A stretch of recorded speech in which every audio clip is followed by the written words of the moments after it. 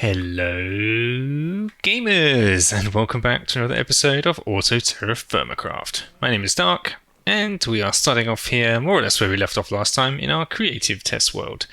Yeah, we spent a lot of time in this world last time trying to figure out automated ingot production, and we got pretty far. We created a machine here that I have just been fiddling with and thought it was about time I hit record before I changed a little bit too much.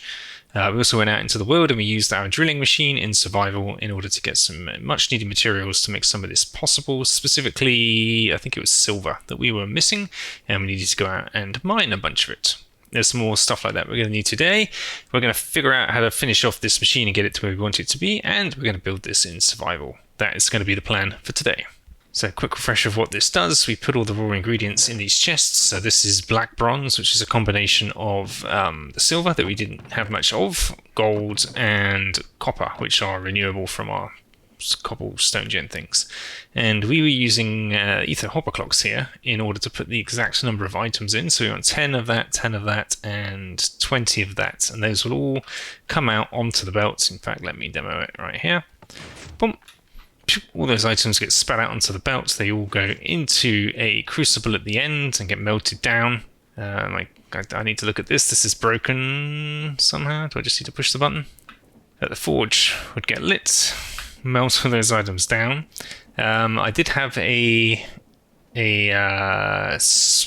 what do they call, a clutch that I was powering based on a timer that I was doing after pushing this button to get this only to pump once this crucible was full. But somebody in the comments, Stefano De Ponte, just looked up who it was. Yes, they told me about this, the smart fluid pipe, and if I can get a bucket of molten black bronze and put it in as the filter type, it won't pump until that's in place. So I could remove that whole timer circuit I put in place, and this will only pump once it's been black bronzified. And that'll push everything through into here. We'll make the ingots by combining it with Crystallization Catalyst, pounding it out, and that makes the sheets, which we cut that down into ingots and store. And any of that Crystallization Catalyst unused gets put back into the system. And we did this whole process for blast furnace included over here for the iron. So in this case we would be having coal and the flux and the crushed raw iron all going in here in the right quantities, the whole thing getting heated and creating those, and those we would also split up into two channels because we're going to need pig iron later separately. We get steel, we're making our black bronze and nickel, and all of these things are going to get us to black steel, I believe, is the intent. That's where we're trying to get to first. So yeah, thank you, comments, specifically for this. And there was another comment about my mechanism here with trying to get the exact number of items. This was the crux of getting this whole thing working. And the ether hopper clock idea worked really well because I can just put a very specific number of items in here, and that's exactly how many items will come out. It's very predictable, very reliable. A little bit expensive and a little bit chunky. And somebody else, let me grab their name. Okay, Steamed Hams. Steamed Hams recommend trying this, which I've just done as an alternative setup. So we've got all our crushed nickel in here, right? I've just got this set up for testing, and using a brass funnel, we can specify the exact number of items to come out in a stack.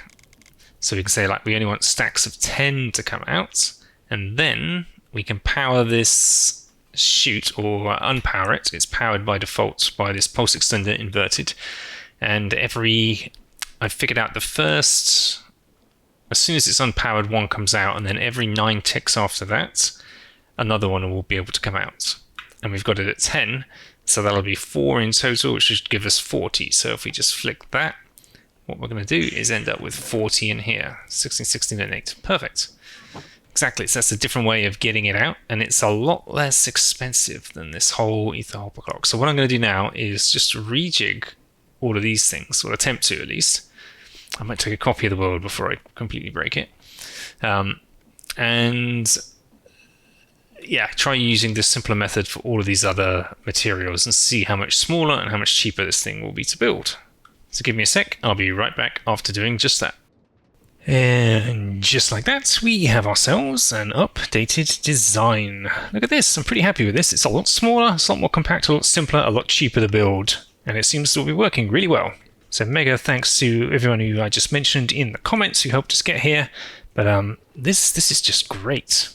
And means we can move on to the next stage of what we intended to do, which I think is what I was planning around here, because the purpose of this is to get to the steels. Out of this we're getting steel, because we're hammering the pig iron twice, and that gives us high carbon steel, then steel.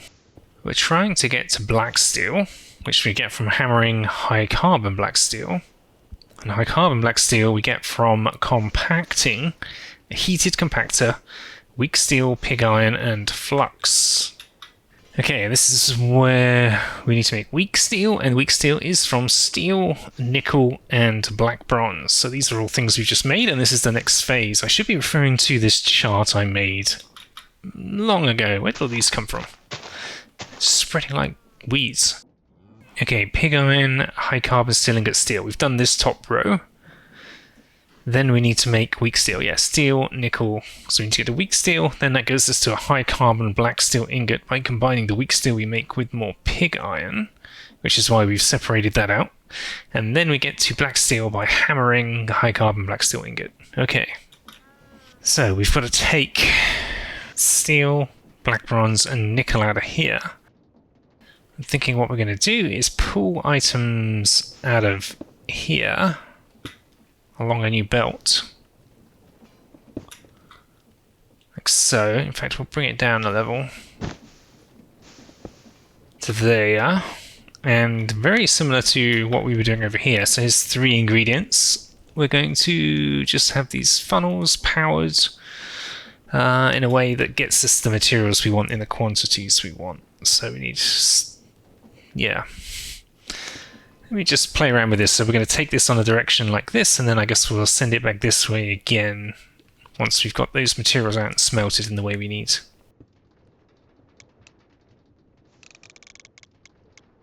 Okay, so we're going to do the same thing again. These two are everything's going to be on 10. So we want stacks of 10 items to come out. This is on 2 ticks for black, bronze, and nickel. That's 25, 25, and then double that to 50%. 10 items here, 9 ticks. Boom. Oops.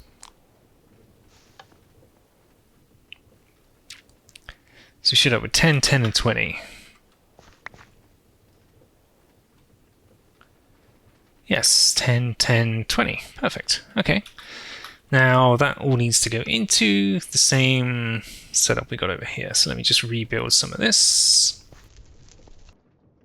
Okay, a bit of wrangling later. I needed to raise all of this up to get it to a right level, so everything's sort of on the level, as it were, at the same level. Just because it makes it easier to move power around, and I didn't want this thing dipping up and down at different Y levels. I think we're there. So these items now go up this belt and into here. I think I don't need to do this thing with the belt. I think they should just all go straight in there, so I might be able to simplify that once I test this. Everything gets smelted. We've got a filter on here for weak steel. There should be nothing in here currently. It should be hot. Yep. The pump needs power. I took that off. There we go. So only when there's the right thing is mixed do we get the thing pumped out. It goes into here, and we need to make sure we've got Crystallization Catalyst on hand to go in this chest. It should drop straight in.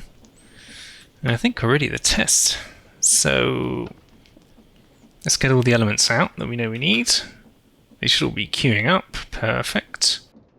Yep, there we go. The nickel's going in first. We'll let everything get in and melt, and then we should get weak steel sheets, which we cut down into ingots, and they end up in here.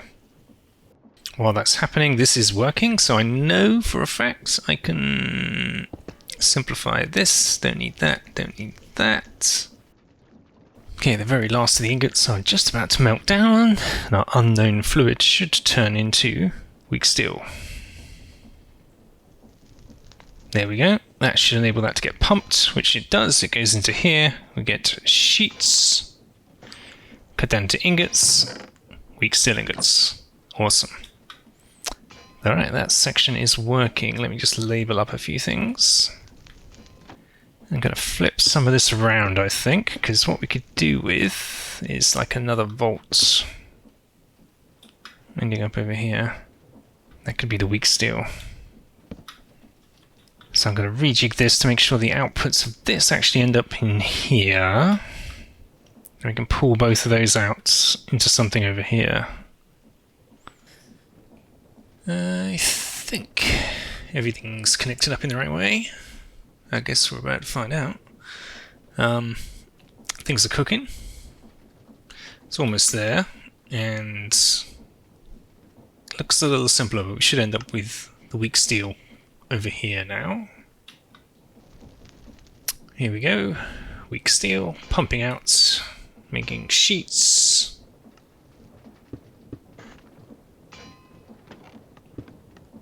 Let's spin up. There we go. I was just going the wrong way. Everything seems to be working. Yes. Okay. And you know, a weak steel over here. Perfect. Okay. Good, good, good. Now, to combine this and this in a compactor, heated compactor. Okay, first attempts to merge these two things is showing me they're just too far apart. And what I think I need to do is take my entire machine, move it over here, flip this around. So instead of these ingredients coming out this way and in, I think I'm going to pull them this way and put this whole thing we've just built on this side and have it so that the pig iron and the weak steel are next to each other. Otherwise, it's a lot of extra work, but should be quite simple. Otherwise, I've got to probably use like redstone links and expensive components like that to connect these things together. It would just be way more efficient if it was the other way around. So I'm gonna move all of that. Alright, lift and shift successful. Check out this puppy. It's got pretty dense in the end, actually. Let's take a quick look at what we've done here. So yes, instead of sending things off this way, it's all been rerouted this way. All of these items that create the weak steel now come out in this direction along this belt, and then up to here, where we have the smelting station for that going on. Same as before. That'll make us weak steel by flicking this lever right here. All of those ingredients come out, go into here. It waits till it's melted. Smart pipe will let it out once it reaches its desired mixture, and everything gets pumped into here. And then we do the whole turning it into sheets and cutting it down into ingots and storing them in here. And we've already done a few tests. We've got quite a few weak steel ingots in this little vault right here. Now, this is where things get increasingly dense because we need to combine. We moved this over here because we need to combine these two, the pig iron and the weak steel, and flux. We should put in a chest right here. And these three things will get released into here in order to make a high carbon black steel ingot under a heated, this has to be a coal forge under the press, and a coal forge is different to the charcoal forge. So there's a different mechanism here. You basically just put a coal block in, and then this deployer is holding the fuel. And when we click this guy, we're going to get pig iron coming out of there, 10 of them, yep, 10 weak steel ingots coming out of here, and 10 flux coming out of here, all flying into there, bashing it out. So I put in a brass funnel with a filter for the high carbon black steel ingot, which pops into the water stream that then puts it on a belt. And then that goes and gets hammered right here, so we're going to deploy it with a hammer, and that should turn it into a black steel ingot. So let's flick the lever here. All of those will get pulled out, get smashed. The ingots come out and get turned into black steel. and we can extract as many things as we want just at the end here and get our black steel ingots. Look at that. Fantastic. That's amazing. That's given us end-to-end black steel from raw ingredients and all of the things that are needed in order to produce it pretty automatically. Ah, there we go. We've finally got the weak steel coming through. It does take a while to melt down all those ingots. Even at white hot, they all come through, and that's going to get slowly topped up with the weak steel ingots right over here. Sweet. Right, there's some things here that are not renewable in this entire chain, and we need to figure out what those things are going to be. Bituminous coal, most important, because we're using a lot of it throughout this entire thing as a fuel source, because it's the only way we can hands-off get to white hot needed for a lot of these processes, so we're going to need a lot of that. Yeah, it's been used in 5 places, but 4 double chests worth. Yeah, we're going to use a lot of that, it seems. Crystallization Catalyst is the other thing, as well as flux, which is used here and up here. Okay, so our Crystallization Catalyst. Honestly, this looks like the best thing. Crushed bismuth ore. Bismuth ore, do we get that renewably? Let's just go check. Yes, renewable bismuth ore, and we get renewable redstone out of our process, so that looks like the best option. It's a heated mixer. Okay. Alright, so in this negative space here, I fit in this new little machine, and this is going to have our crushed bismuth ore and our redstone, both of which we get from our stone gen, and coal that's going into coal forge for the deployer there. That's going to get a clutch unlocked and power it when we do this, and send some materials out. Okay, that didn't work at all. It's because all of the redstone filled it. If I take that out, it'll work. There we go.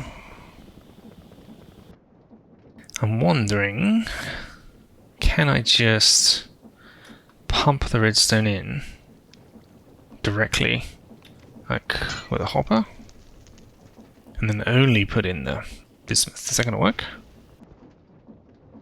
Okay, that makes, whoa, 1, 2, 3, 4, 5, 6 stacks of this. That's a lot. Cool. Okay, so we've automated the creation of Crystallization Catalyst.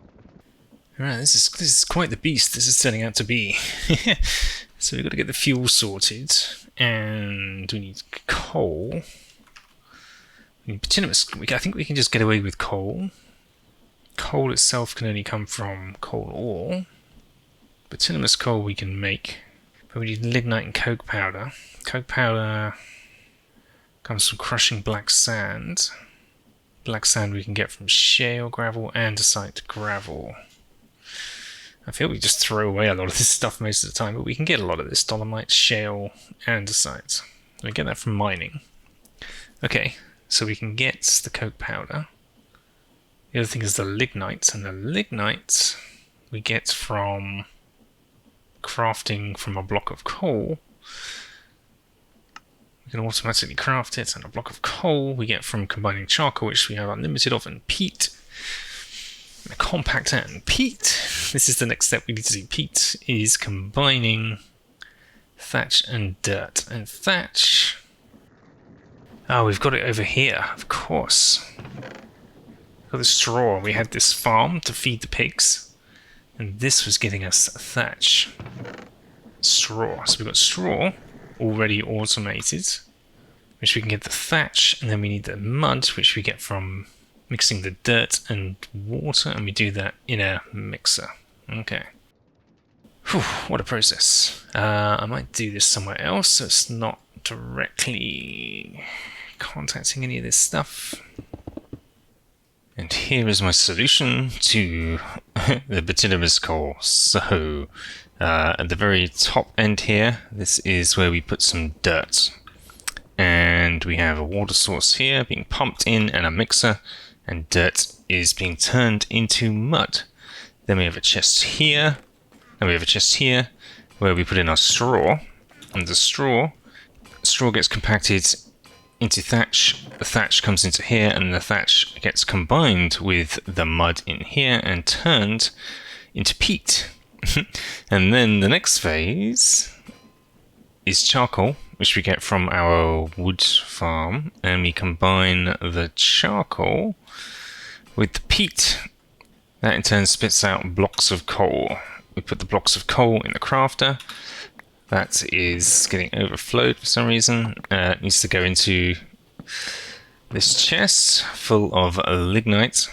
I think I need to block that in because the crafter just spits stuff all over the place, doesn't it? Like so. And we get a chest full of lignite, and then the lignite we combine with black sand. We have black sand in here that gets crushed into the coke powder, which we combine with the lignite, and in the end we end up with bituminous coal over here.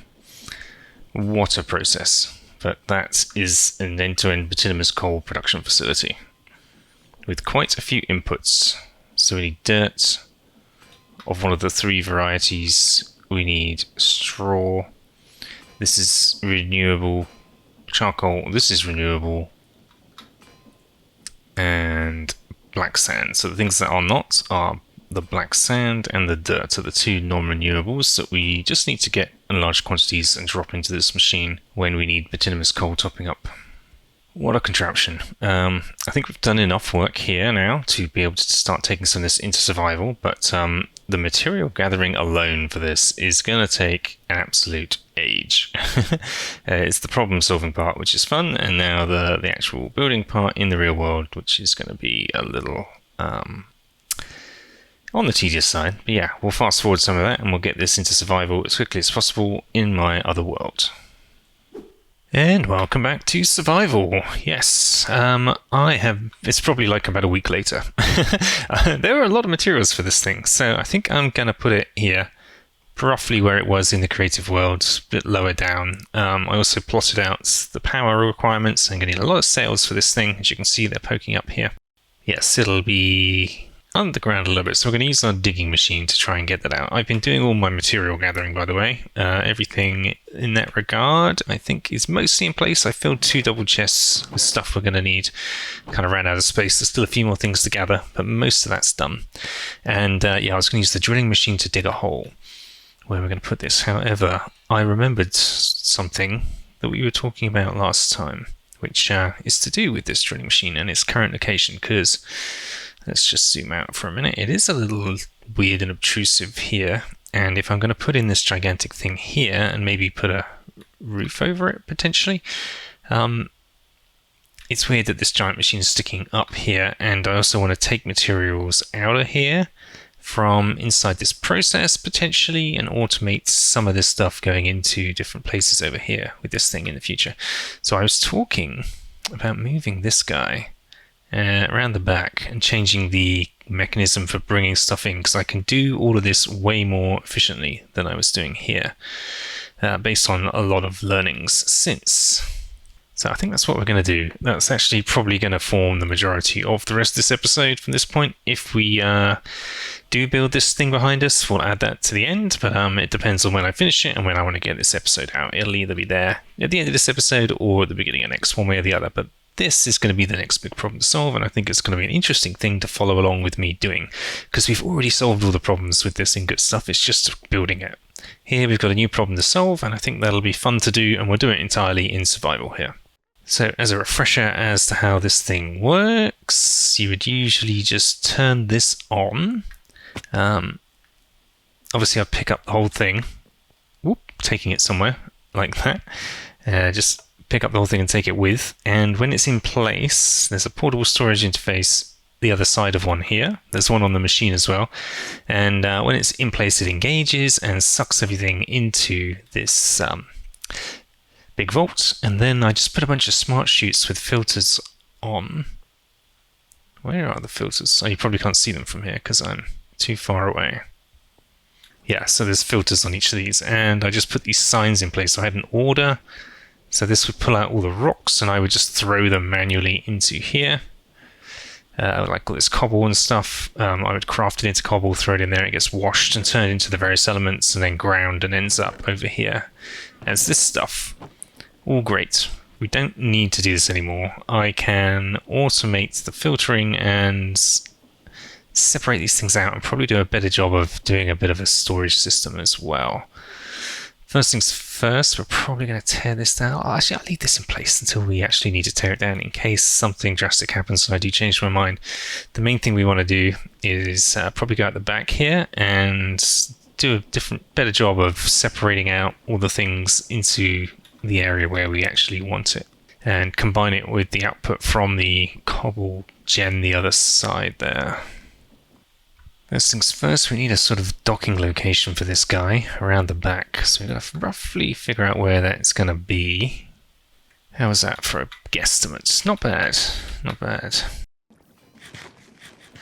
So I think the inspiration we can take for making cobble, we can take straight from here because that's what this guy does, right?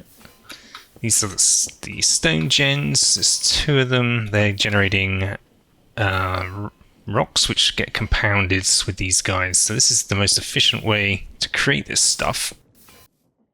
Maybe a good test to run would be to take this thing back out in the world and run it, and then we can see the variety, remind ourselves of the variety of types of things that we're going to get out of it, because honestly I'm struggling to remember. And right around here is where we had a previous silver deposit, so I'm just going to set up somewhere in the area and we're just going to drill down and see what we can discover. Bingo! Silver deposits, look at that. Pretty much spot on where I put the beacon. Nice. Alrighty, well that turned out to be a bigger hole than I was expecting to be drilling. Let's take a little look-see down here. Look at this. I missed a single section in the middle, but this was a big silver deposit. There were a couple of veins. There was one up there on that side, and then there was a huge one down here as well. So we just picked up an awful lot of silver.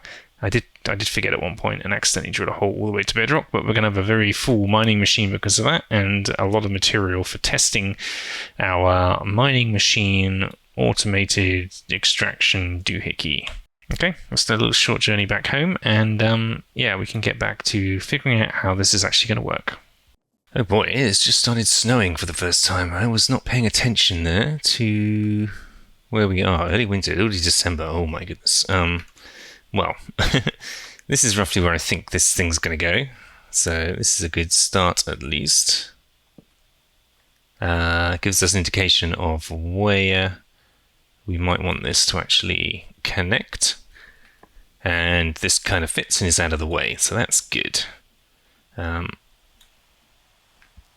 back inside, we're probably going to have to punch out the back wall a little bit. We're definitely going to take down all of this, and we may get rid of a lot of this cog work to give us a bit more room to work in here. Put in a variable speed controller and start working backwards, I guess. So we want to end up with a cobble all landing in here one way or the other. So that's the end goal, and we'll work backwards from there to figure out like what we can put in that direction to generate the cobble from all the stones that are going to come out and separate out all of the other goodies, the gravel, the stone and the sand and sandstone and dirt, and the direct ores and things all need to be filtered and sent to distinct places. So before, I'm going to go check on my crops and make sure we're in a good position to weather winter first of all, and then we're going to come back here and start demolishing some things. Alright, the wheat field and the cabbage and the onions, automated food storage, all harvested and secured for the winter. We've got potatoes in the ground over there, and everything else has been ripped out until spring. And over this side of things, we've got the rest of our winter veg. And, I've got to harvest all of that as well. Yeah, we've got a whole bunch of our carrots and more onions and cabbages and more carrots.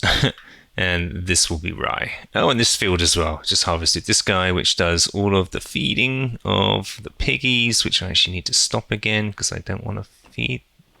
No, I'm still processing. Okay. Okay, I'm feeling sufficiently wintered. Now we can get back to things. Alright.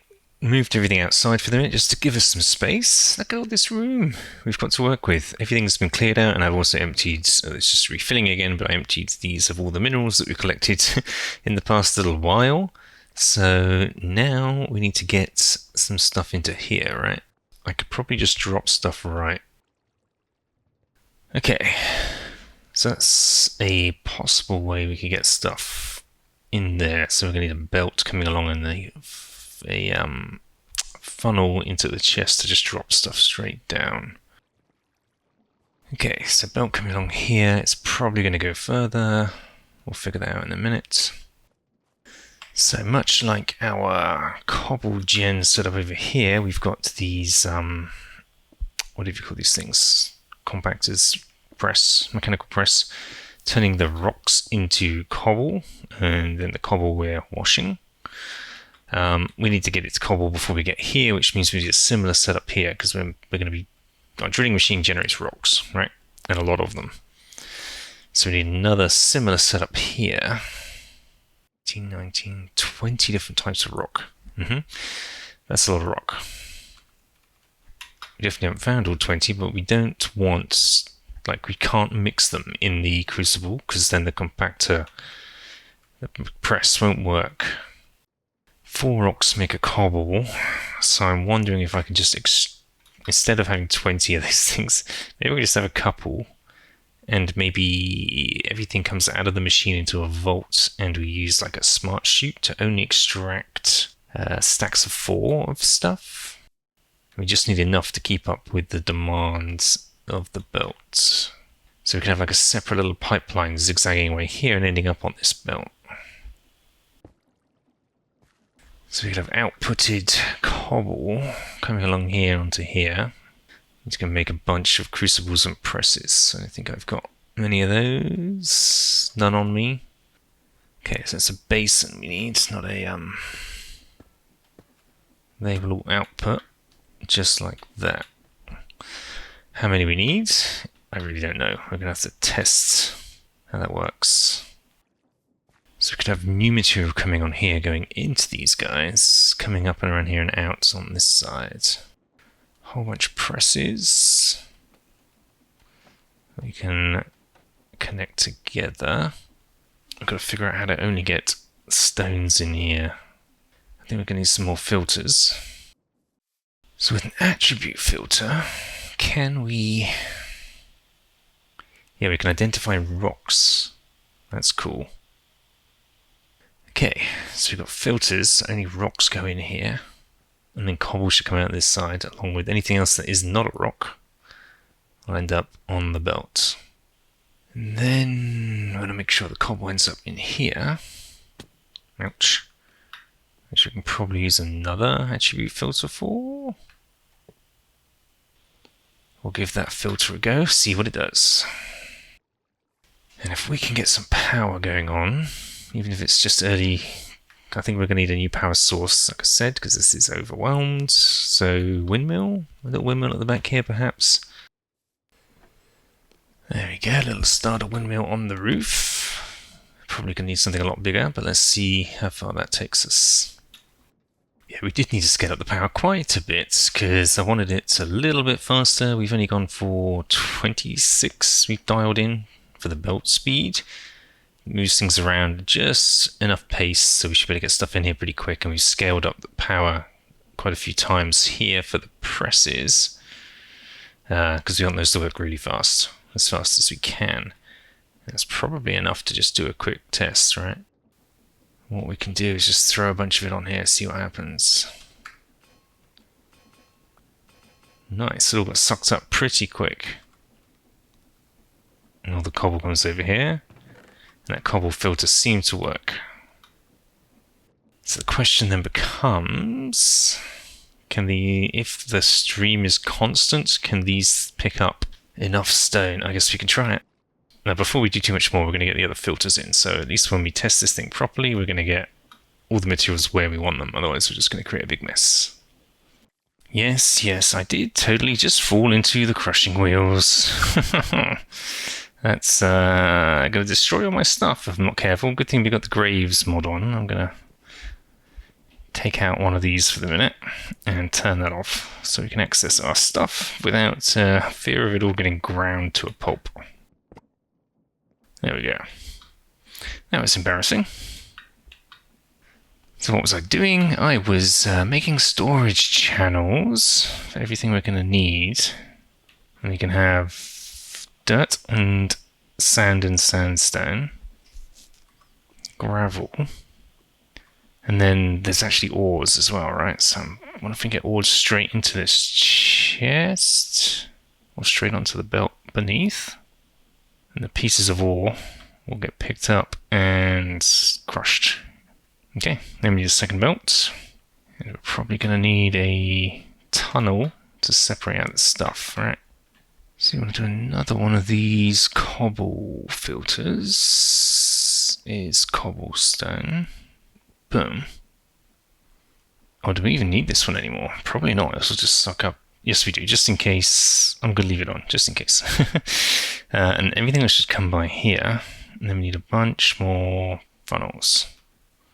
So this funnel, going the other way, needs to only have ores. TFC ore pieces. Perfect. Look at that. That's exactly what we need. These attribute filters are wicked. He goes on there. We've got gravel, sand, and dirt. Is TFC rock gravel?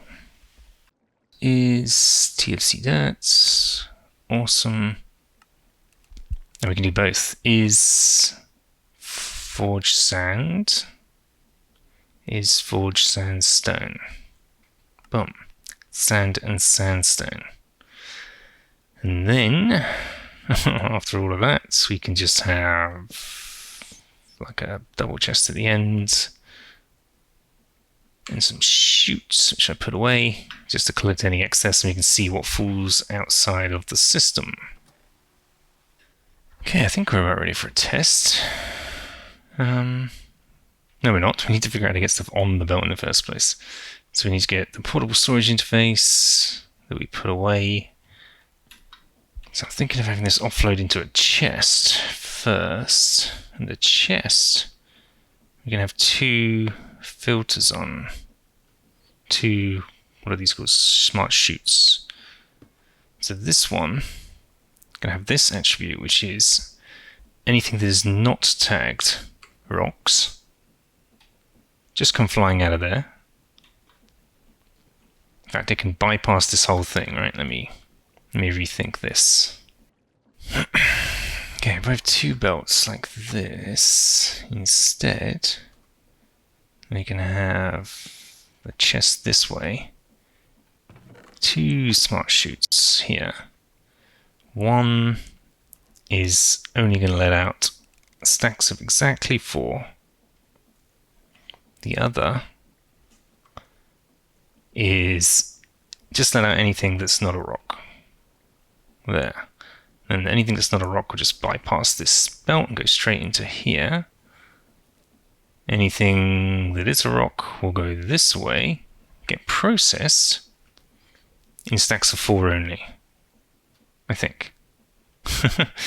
This is where we need to test. Now we need to get the portable storage interface into here. Right, now I need to position this so it connects with this. So we need to come over 1, 2, 3, 4 more blocks. Okay. Okay, so that should give us alignment between those two. Okay, I think I'm just going to do this manually to start with. Let's just bung in like a whole row of this. And then this. Let's see if this is going to keep up. That's not going to keep up. Okay, no, it's moving. I'm just wondering whether I need to speed up the belt here, because we're going to lose items. And this is why we test. I think we're just ending up with a bunch of loose bits of rock in each one of these basins, which is going to be problematic for the next time we come around to use this thing. I wonder if... Oh, yes, we can. Check this out. We can set how much goes in, so it'll only accept stacks of 4. That means we'll never have leftover rocks just sitting in the basin. That's great. Okay, so I just need to solve this issue of it's falling out via the chute onto the belt faster than we want it to. Like, we can speed up the belt, but like ultimately that's going to put stuff on the belt faster than we can process it. So we need a way of controlling that, and I'm thinking some kind of timer. Something a little bit like this will allow us to control a pulse and how long until it repeats again. So we can just set this to like a delay, and it'll hold a pulse for a certain amount of time. I think that's going to work. I do need to still put a filter on this. That's everything that's not rocks. That's everything that is, but everything that's not rocks will also come out of there in stacks of 4 if I'm not careful. Okay. So set this to 45 ticks, which should be enough to allow 4 stacks of stones out times 6, I think. Then we're going to have a 10-second delay as a starting. Let's just make that 20 seconds to start with. So we've got a 20-second delay before it sets the second lot off. We just need enough time to be able to allow this to do the crush. And this needs inverting, right? So let's clear our inventory again and do another test. We're only using the first 2 of these right now, so I can up these a lot. This is already at 5 seconds. I reckon I can max it out to 10 seconds, put this on like 30. Now we're cooking with gas.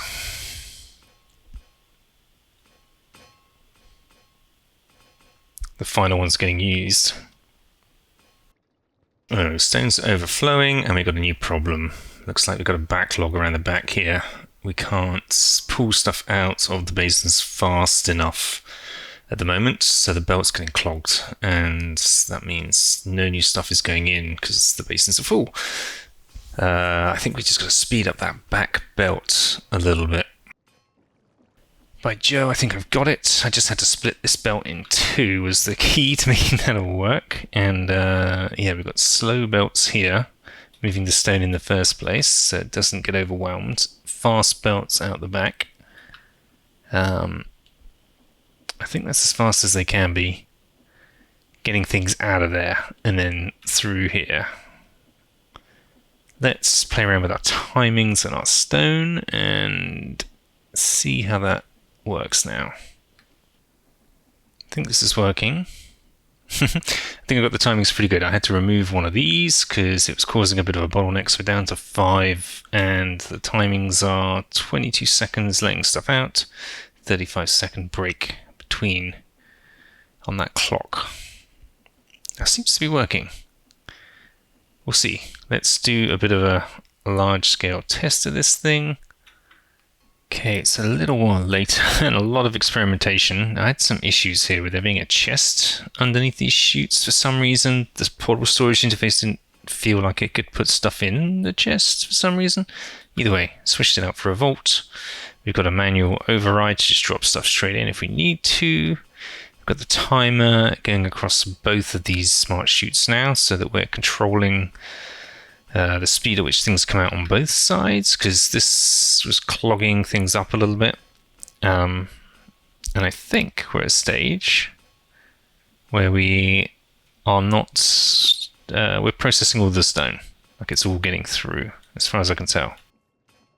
Okay, let's turn this guy on, and then to get these to kissy, you just got to give it a bit of a wiggle. They come back together. This should now be filling up with stuff. Mostly rock right now. Some gravel and some other elements. So let's go into FreeCam. We can see what's going on. The rocks are all coming out and getting processed. The other elements are all coming down here and getting processed. The minerals are getting dropped straight onto this belt from above. Wonderful. And then everything else is getting picked up in the right places, I would hope. I think we've only seen some gravel come through, but we should get gravel, dirt, sand and sandstone all being processed appropriately. All of this is getting washed and put in here as well. I do need to check on that chest to see if it's not getting overwhelmed and the grind wheels are able to process the volume of stuff we're throwing at them right now. I mean, that's empty. They don't seem to be struggling. They can do entire stacks of stuff at a time as well, so I'm not sure if there's a limit to how much we'll just... Yeah, it'll pile up. It can only do one stack of stuff at a time, but boy, is it going to process that quickly.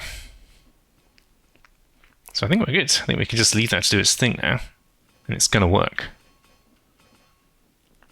I'm going to start doing some repair to the building, redecorating it where possible. And while I'm doing that, I'm just going to leave this going, and we're going to keep an eye on it. And it's broken the kissy. What's going on? Is it because it gets to a point and it can no longer put stuff in here? Do I just need a bigger vault? Yeah, the vault fills up and that stops doing its thing. Okay, so what we've done is we put in the biggest vault you can. It's huge. It's slowly filling up with stuff, and this will disengage. I think this can hold more than this vault can, so at some point it's going to disengage and I'll just have to re-engage it. That's threw my pick on the ground. That's acceptable, but yeah, this is getting a lot of stuff in it, and I think this whole thing is just working as intended, basically. I don't think we're getting any overflow of stone. Let's go double check. I think we've got the timings just about right. Just flint. Good. Yeah, here comes a new batch. Good. It will take some time. It will take some time for this thing to empty and do its thing, but it's hands off, right? So I just come back from a mining trip, I dock it, I make sure everything's running, and I can either AFK or walk away. Either would work, and it'll just do its thing until it's completely empty, I guess. Built myself a little plinth over this side of things. We can get to the switch easy, we can drop this down, let it do its thing, and we're good. Pretty happy with that. Alright, I think we're just finishing the very last batch of stone stuff coming out. It's nearly done. We've got a slightly new problem in that this generates so much cobblestone so quickly that the ore chests fill up. I had to go through and empty these already, and they've already filled up a little bit again, which is pretty impressive. So we're going to take everything out of here. Let's do this last little thing, and I'll show you what we've got at base now. So everything's moved over, and yeah, we've got quite a lot of gold. In fact, we're going to need to put another gold chest in there now, because we've just almost filled that one. Bismuth, we're on our third chest. Iron, all of these are full, all the way up to the ceiling. We've got quite a lot of iron in various forms. Nickel on the second chest, nearly full. Copper on the third chest. Tin on the second, nearly on the second chest. Zinc, nearly a whole chest. Silver, remember we didn't have much silver at the start of last episode? Well, that's changed. A couple of good mining trips. Look at that. Pretty amazing. Very happy with that. What a haul. Yeah, I am super happy with this, and it's been a little while since I finished this project actually, and through the magic of editing, I can now reveal to you that about a week and a half has passed since I last finished what you just saw, and I've been busy. I have been busy. I tell you what, I am really missing a replay mod, or more specifically flashback, but neither exists here, at least in this version that we're playing. So yeah, I wasn't able to capture most of this, and I had to spread it out over a lot of time. However, ta-da! Check this out. We have ourselves the whole ingot production pipeline thing that we started this video finalizing. In survival, we used all the materials that we gathered, delivered this entire thing, dug the hole with our drilling machine, processed all the ore from that as well, and looks pretty great, doesn't it? I've tried to make it as survival accessible as possible, because obviously I designed the whole thing in the creative world, and it was sort of floating in the air, and there's chests all over the place you need to be able to get to, so there's sort of routes up and down to get to the various toggles to turn things on. I've labeled everything appropriately, so I know where to put things, and yeah, we've just got access to all the different bits and pieces that we need to be able to get to in order to actually make this thing run. It is a little bit on the ugly side, I would say. I probably need to go out to a beach and just get a load of sand, and then we'll probably need some sort of automated glass production facility, because I've got a couple of rather large holes developing. My vision was to cover this thing in glass so I could at least walk over it and see through it, and probably the same with the cheese factory over here as well. I could at least just cover over a good chunk of it. I'm not overly happy with how large areas of glass tend to look, but I think it's better than just having gigantic holes in the ground. I don't know. Tell me in the comments, what do you think? Should I just leave all this open and accessible like this, or should I look to cover, terraform it? I mean, I like the idea of seeing it, like it being completely underground is an option, and just sort of terraforming over the top, but I also really like the idea of actually being able to see what's going on in here. Don't know.